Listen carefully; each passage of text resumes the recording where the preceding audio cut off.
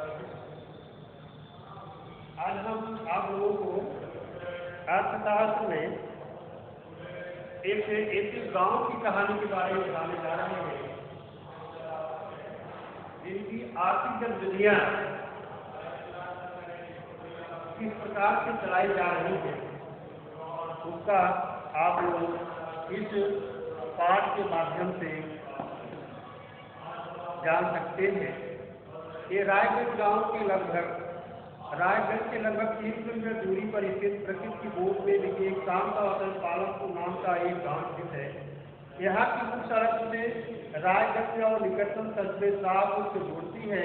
पालमपुर के विभिन्न जातियों के अनेक परिवार रहते हैं, जिनकी संख्या लगभग 450 है, किंतु गांव में अधिकांश भूमि जाति के परिवारों के पास है। ये गांव के धनी लोग हैं, साथ उनके घर ईंट और सीमेंट के बने हुए हैं। गांव में अनुसूचित जाति के लोग भी निवास करते हैं, जो गांव की जनसंख्या का 1/3 है, और उनके घर मिट्टी और घास के बने हुए हैं। पालमपुर गांव एक निजी औषधालय तथा एक राष्ट्रीय प्राथमिक स्वास्थ्य केंद्र भी है, जिसमें रोगियों का उपचार किया जाता है।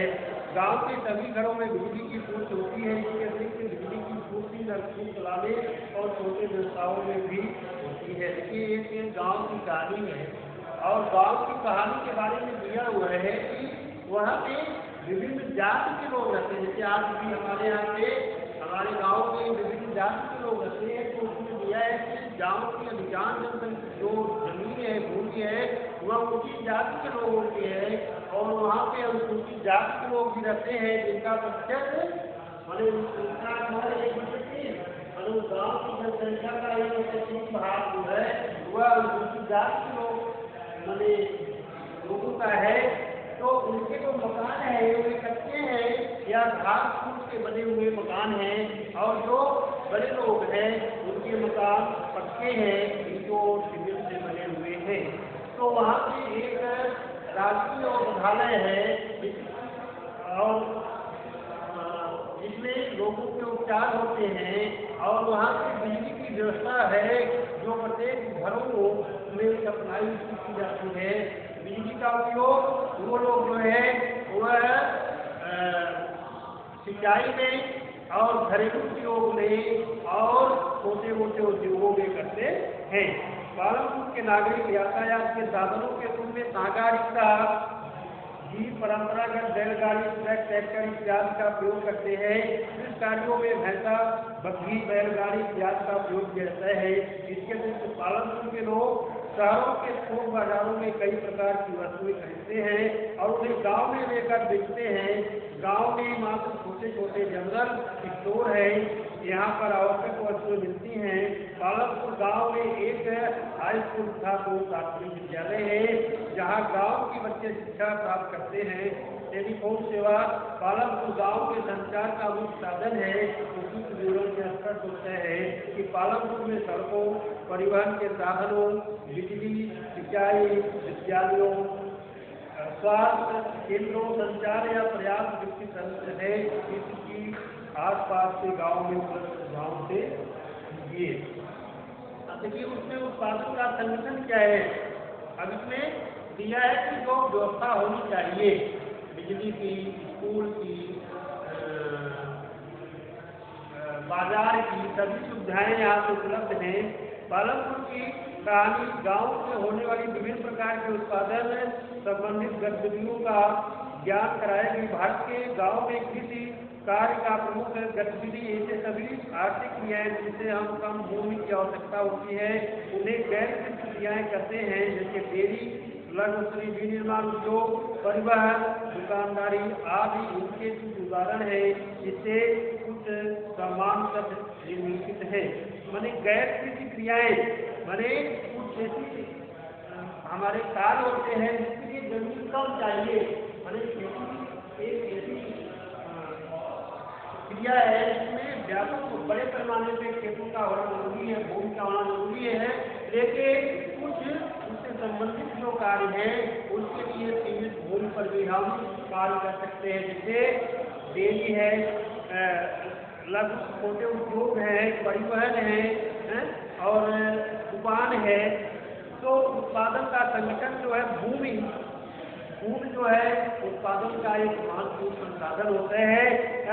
हम भूमि को जल वन माने खनिज के रूप में प्राप्त करते हैं। किसी भी उत्पादन के लिए भूमि की आवश्यक है। भूमि उत्पादन का एक निष्क्रिय संसाधन है। बिना भूमि के हम किसी भी चीज का उत्पादन नहीं कर सकते हैं। तो भूमि दूसरा है श्रम, माने भूमि क्या है, आवश्यक संसाधन है। और भूमि के अलावा माने बिना भूमि के हम कोई भी गतिविधि नहीं कर सकते हैं। चाहे वह आप कृषि करिए, उद्योग लगाइए, या परिवहन की सुविधाओं का विस्तार करना है, या तमाम जो सेवाएं हैं उनके लिए हमें भूमि की आवश्यकता होती है। भूमि उत्पादन का एक निष्क्रिय साधन है। दूसरा आता है श्रम, पहला है भूमि और दूसरा श्रम। श्रम उत्पादन का एक जो है एक अस्थायी माने एक अनिवार्य संसाधन होता है। कोई भी कार्य करते हैं बिना श्रम के कोई कार्य पूरा नहीं करते हैं। प्रत्येक उत्पादन के लिए हमें श्रम की आवश्यकता पड़ती है। उसके बाद आता है पूंजी। तो इसमें श्रम दो प्रकार के होते हैं, शारीरिक श्रम और मानसिक श्रम। दूसरा आता है पूंजी, तीसरा है पूंजी। पूंजी उत्पादन का एक महत्वपूर्ण संसाधन है। बिना पूंजी के हम उत्पादन कार्य नहीं कर सकते हैं। पूंजी धन का भाग होता है जो उत्पादन क्रियाओं में हम क्या करते हैं, उसको लगाते हैं, जिससे हमें धन की वृद्धि प्राप्त होती है। इसमें दो प्रकार की पूंजी होती है, स्थायी पूंजी और तारतैनिक पूंजी। तो अस्थायी पूंजी में इसमें मशीन होते हैं, जैसे कंप्यूटर, जनरेटर, टरबाइन आदि आते हैं, ये अस्थायी पूंजी है। तारतैनिक पूंजी में जैसे इसके अंतर्गत आते हैं कच्चे माल और नकदी मुद्रा के प्रवाह की कार्यशील पूंजी के अंतर्गत रखा जाता है। कार्यशील में जैसे है कि हम कोई भी चीज है, कच्चे माल है और पूंजी जो है धन है, उसको हम जब लगाते हैं तो वह कार्यशील पूंजी के अंतर्गत आते हैं। इसके बाद फिर मानव पूंजी है। मानव पूंजी की आवश्यकता स्वयं उपभोग या बाजार के बिक्री हेतु उत्पादन करने के लिए श्रम, भूमि श्रम और भौतिक पूंजी के एक साथ करने योग्य बनाने के लिए उद्यम की आवश्यकता पड़ती है। माने मानव पूंजी में है कि भूमि श्रम और भौतिक पूंजी वन तीनों को मिलाने के पे ही यह मानव पूंजी बनती है। अब देखो पालन की जो खेती है उसके बारे में हम आपसे चर्चा कर रहे हैं। तो पालनपुर की खेती उत्पादन की मुख्य क्रिया है, माने यहाँ के लोगों का मुख्य व्यवसाय खेती है। और राष्ट्रीय जनसंख्या का लगभग 75% भाग कृषि कार्यों में संलग्न है। मानी देखिए यहाँ पे कार्यशील दो प्रकार की जनसंख्या होती है, एक कार्यशील होती है और एक अकार्यशील। कार्यशील और अकार्यशील। तो कार्यशील जनसंख्या का मतलब है कि वह जनसंख्या जो जिसके कार्य जो होते हैं वो उत्पादन के लिए होते हैं, आर्थिक हितों के लिए होते हैं, वे कार्यशील जनसंख्या के अंतर्गत आते हैं। तो इनके जो कार्यशील जनसंख्या का 75% जो भाग है, 75% जो लोग हैं वह कृषि कार्यों में लगे हुए हैं। जैसे अभी हम अगर बांटते हैं तो भारत की जो आयु है उसमें आयु में जैसे 0 से 14 वर्ष और 15 से 69 वर्ष और 60 के ऊपर, ये जो है हमारा जो विभाजन है इसमें ये केवल कार्यशील जनसंख्या के अंतर्गत आता है। कार्यशील है और ये दोनों अकार्यशील आते हैं। कार्य करते हैं लेकिन इनका जो कार्य है वह आर्थिक उद्देश्यों के लिए नहीं होता है। तो ये कार्यशील जनसंख्या का वहाँ पे 75% जो लोग हैं वह कृषि कार्यों में लगे हुए हैं और कृषि ही उनकी जीविका का एक स्रोत है। इसमें कुछ किसान शेष किसान दूसरों की भूमि पर कृषि मजदूर के रूप में कार्य करते हैं। मतलब यहाँ पे अब किसान भी 3 प्रकार के होते हैं, 4 प्रकार के होते हैं। तो 4 प्रकार के किसानों के बारे में हम आप लोगों को बता देते हैं। तो भारत में एक बातें ये उसमें उसे पहला है भूमिहीन किसान, भूमिहीन किसान। दूसरा है छोटे किसान। तीसरा मध्यम किसान और चौथा है बड़े किसान। तो भूमिहीन किसान वो किसान होते हैं जो दूसरे के खेतों में कार्य करते हैं। तो यहाँ पे भी जो काफी जनसंख्या है उसमें जो लोग भूमिहीन हैं वह दूसरे के खेतों में कार्य करते हैं, भूमि मजदूर के रूप में कार्य करते हैं और मजदूरी के रूप में जो है नगद या उपज का कुछ भाग प्राप्त करते हैं। और कृषि मजदूरों तथा उनके परिवार के रहन सहन का असर मुख्य रूप से कृषि की उपज पर निर्भर करता है। यानी अगर अच्छी कृषि होती है तो उनका परिवार का जो रहन सहन है वो अच्छा होगा, क्योंकि उत्पादन अच्छा होगा तो उनको खाने की चीजें वस्तु मिलेगी या माने उनकी इनकम जो है बढ़ेंगे तो उनका जीवन स्तर अच्छा होगा।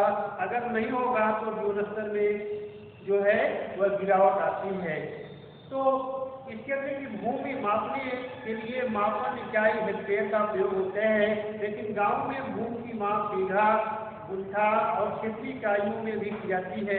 1 हेक्टेयर 100 मीटर की गज भुजा वाले वर्ग के क्षेत्रफल के बराबर होता है। जैसे देखिए अब भूमि की जो इकाइयाँ होती हैं वह अलग अलग होती हैं, तो अब उसमें परिवर्तन लाया गया। जैसे उसमें हम लोग अपने यहाँ जो है वह या यह सब का प्रयोग करते थे, लेकिन अब उसमें धीरे धीरे परिवर्तन आया और अब एयर और हेक्टेयर में यह जो है भूमि नापने की इकाइयों को निश्चित किया गया है। अब इसमें देखिए इसी भूमि से ज्यादा पैदावार करने के उपाय है। इसमें विस्तृत कृषि है, जब कृषि योग्य भूमि के क्षेत्रफल को बढ़ाकर कृषि उत्पादन में बढ़ोतरी की जाती है उसे विस्तृत कृषि कहते हैं। इसके अंतर्गत कृषि की उपज को बढ़ाने के लिए नई भूमि पर कृषि की जाती है, लेकिन पालनपुर में कृषि योग्य भूमि की मात्रा निश्चित है। पिछले लगभग 40 सालों के अंतर्गत पालनपुर में कृषि योग्य भूमि के क्षेत्रफल में कोई विस्तार नहीं हुआ। मैंने विस्तृत क्षेत्र का मतलब यह है कि अगर हम क्या करते हैं कि जैसे अगर हम किसी एरिया एक एरिया है और इस एरिया में इतने भाग में हम अगर कृषि कार्य करते हैं और यह एरिया किस कार्य से वंचित है तो धीरे धीरे आवश्यकता अनुसार हम इस एरिया में कृषि कार्य को बढ़ाते गए तो यह कृषि कार्य जो है वह विस्तृत कृषि कार्य होगा। विस्तृत कृषि कार्य कृषि कार्य के अंतर्गत आएगा। इसमें क्या होता है एरिया बढ़ा दिया जाता है, मैंने आवश्यकता अनुसार हम जो है एरिया बढ़ाएंगे, लेकिन वह तब होगा कि उस एरिया में जमीन होनी चाहिए। लेकिन पालनपुर गाँव में माने उसके पूरे संपूर्ण एरिया में कृषि कार्य ऑलरेडी पहले से ही हो रही थी, इसलिए उसमें बढ़ाने की कोई चांस नहीं थे। तो किसानों के गांव के कुछ कृषि चारागाह तथा बंजर भूमि को कृषि योग्य बनाकर उसे कृषि कार्यों में प्रयोग करना प्रारंभ कर दिया था, परंतु अब कृषि योग्य भूमि के क्षेत्रफल में विस्तार की कोई भी संभावना नहीं थी। गहन कृषि होती है, कृषि फसलों के उत्पादन तथा कृषि सुविधाओं की दृष्टि से पालनपुर के किसान अपनी संपूर्ण कृषि योग्य भूमि में कृषि कार्यों का प्रयोग करते थे और कोई भी भूमि पड़ती नहीं छोड़ी जाती थी।